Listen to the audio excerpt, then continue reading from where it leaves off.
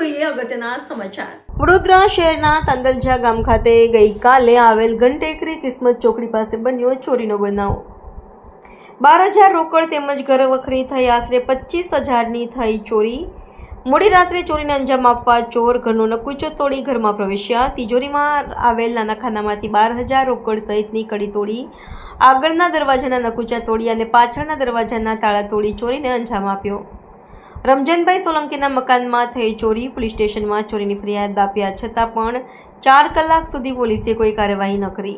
ये तिजोरी तोड़ डाली और तिजोरी में कैश पेमेंट 12 से 13,000 रुपए थे, वो भी ले गए और दूसरा पीछे का दरवाजा भी तोड़ डाला है और पलंग की जो बेरिंग आती है ना, ये सब पलंग का भी इधर से उधर सब कर डाला है और जाली आगे नकुचा है वो भी तोड़ के अंदर आए थे।